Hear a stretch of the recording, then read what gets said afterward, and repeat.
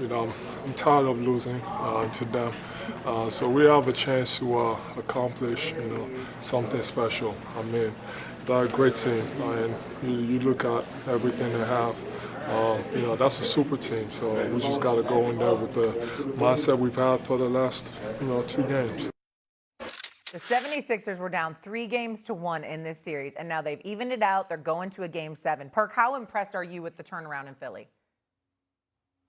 I'm very impressed, so impressed that I believe that the Philadelphia 76ers are going to win this series. I believe that the Philadelphia 76ers are going to upset the Boston Celtics and advance to the semifinals to play the New York Knicks. Because what I'm seeing right now, and I understand Joe Mazzulla is stuck in his ways when it comes to his offensive system. He's going to continue to shoot a lot of threes, but it's the defensive side of the basketball that concerns me. One, they have no answer for Tyrese Maxey. He has been doing whatever he wants, has been the ultimate floor general. And all of a sudden, Joel Embiid comes back unexpectedly. No one expected that. Okay, he looked horrible, in my opinion, and still had like 20-plus points in Game 3. But what he did in Game 4 and 5 and 6, I mean, I'm sitting up here saying to myself, well, damn.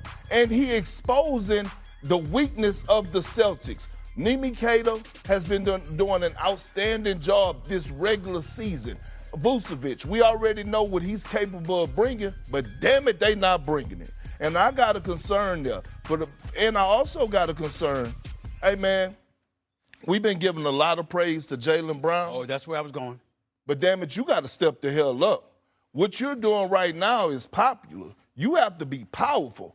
Paul George on Jaylen Brown has been having him in a straitjacket. And when the Celtics are not knocking down shots, Stephen A., they go to Jaylen Brown for isolation, and he hasn't been able to get it done. And he has to rise to that occasion. He finished, in my opinion, should have finished top 5 in MVP votes. He was. You got to show it, because Jason Tatum has done an outstanding job since coming back, of somewhat taking a back seat to Jaylen Brown and saying, hey, man, I'm not in your way. Do your thing. Right. Well, the stage is set. You got to dance. You got to dance. Embiid came back in Game 4, not Game 3. Go ahead, Stephen A. Excuse me. Sorry about that, Sean. The only issue I had with that soliloquy is that my lawyer, Johnine, texted me to say that your spring outfit is looking clean and is looking better than mine. Other than that, I ain't have no problem with anything that you said. I don't have no problem with it. I mean, she giving you that kind of love. Here's the reality of the situation. The Sixers and the way they looked last night and the way they've looked over the last 2 games, I will say this. Although I'm extremely confident in my New York Knicks, we prepped to beat Boston. We weren't prepped to face what we're seeing from these Sixers over the last 2 to 3 games. Maxey is shooting better than 50% from the field, averaging over 25 a game. Okay, Paul George had 23 last night, and by the way, we're sitting there and talking about the 4-year max deal that he got. Well, guess what? The Clippers are home. Paul George is still playing, and if Philadelphia win this series, then we got to take everything back about how suspect the move may have been to give him the 4 years, because Paul George is showing up when it counts on both ends of the floor. Jaylen Brown was a minus 24 last night. A minus 24. That can't happen for an MVP candidate. That cannot happen. All right. And oh, by the way, Jason Tatum is saying his leg was just stiff. Let me tell you what my concern is. All joking aside, because as much as I want my Knicks to win, I love Jason Tatum. I don't wish that on anybody. I don't want to get injured or whatever. He tore his Achilles in one leg. Well, the calf is the other. And sometimes while you're rehabbing all of these months, you may have overcompensated. So you never, ever know what that is really about. And so we got to monitor that and how ready Jason Tatum is going to be for this Game 7, because I got news for you. The Sixers team that we're seeing with Maxey, with Embiid, with Paul George, with VJ Edgecombe, and Kelly Oubre and these brothers, they could go into Boston and win a Game 7. Boston better bring their A game, and Mazzulla, listen, you won't change. You're going to go down with the ship, launching those threes. It hasn't worked over the last 2 games. And I'm gonna say this to the Celtics and the medical staff and everybody. I'm not gonna question them because I'm not a doctor. Right. But I also been through a lot of injuries and a lot of surgeries. And I tore my ACL, okay? And what the doctor told me is that, hey, Perk, the only bad news, your surgery was great, your recovery was great.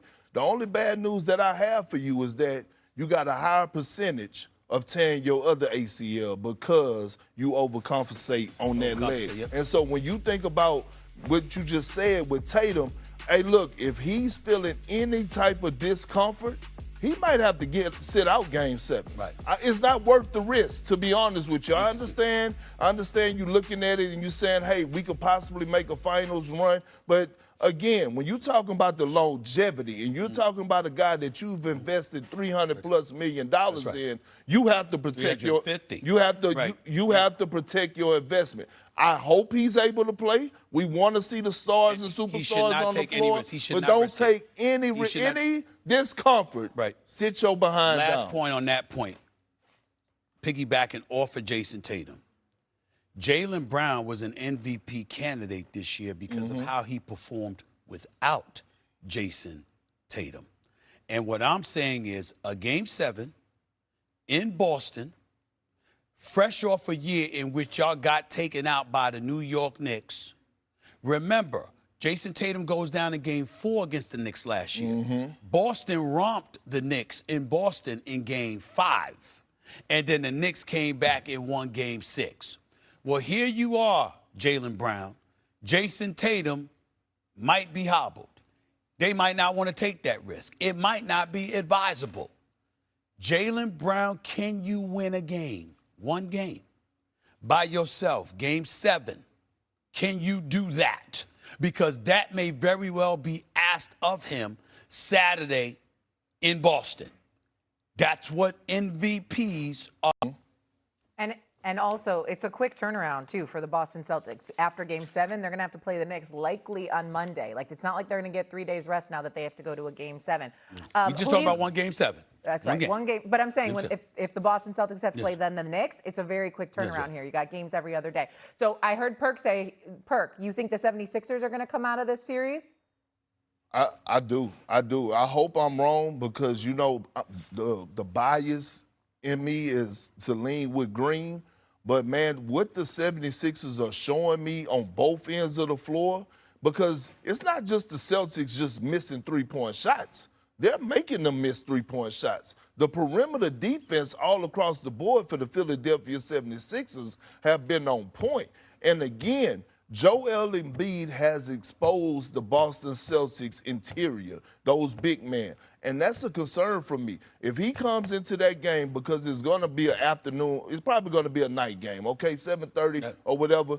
If he comes into it, which we just heard that he really has it on his mind to go in there and get it done. And that's concerning to me. And even if the Celtics get past the Philadelphia 76ers, They ain't beating the Knicks. no, they're not beating the New York Knicks. They ain't beating the Knicks. They're not beating the New York Knicks. They're not Knicks beating are the New York taking them Knicks. out again. And, oh, by the way, another thing, because we got love for Jaylen Brown. We got love for Jaylen Brown, and he was an MVP candidate this year. He was something special. Yeah. Here's Jaylen Brown's career in Game 7s. 16.5 points a game on 44% shooting. That is not going to cut it this Saturday. Jaylen Brown is going to have to look like a superstar in order for the Boston Celtics to beat the Philadelphia 76ers in Game 7. Because let me tell you something. Tyrese Maxey, VJ Edgecombe, Paul George, Joel Embiid. Here's what I'm willing to bet my money on. All of them ain't going to show up. All of them ain't going to fail to show up. Right. Somebody going to show up for them. Somebody going to show up for Philly. Who's going to show up for Boston? It need to be Derek White. Okay. Derek White.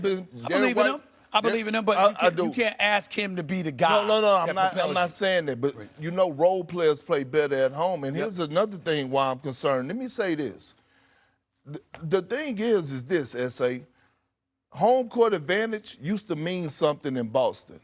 In this postseason, I got concerns because they didn't lost 2 games this series in Boston. That don't usually happen in the Bean. In the Missoula era, they've been better on the road than they've been at home. So I'm looking at it from that standpoint, and I'm saying, wait a minute now, you the Sixers, you got to look at this. And then you bring up Derek White. Derek White ain't even averaging 10 points a game in the series, and he shoot 31%. Guess what? I think that, listen, I have total faith in him, but this Game 7, considering the tightness in the leg of Jason Tatum, considering how we've seen the other pieces, this is about Jaylen Brown. This is about Jaylen Brown reminding us all that y'all saw from me this season, it was real. It was real. I'm still that dude. He's got to do it. And even then, it might not be enough because Maxey, George, VJ, and Joel Embiid, that's 4. There's no way that all 4 of them ain't going to show up. Right. Yep. At least 2 of them going to show up to Saturday night. I'm telling you. But Jaylen Brown going to have to show up. To your point, too, the 76ers are going to try to win 3 straight playoff games in Boston. It would be the first time they have ever done that if they can accomplish that feat in Game 7 on Saturday. Coming up here on First Take, the Joker ousted from the playoffs.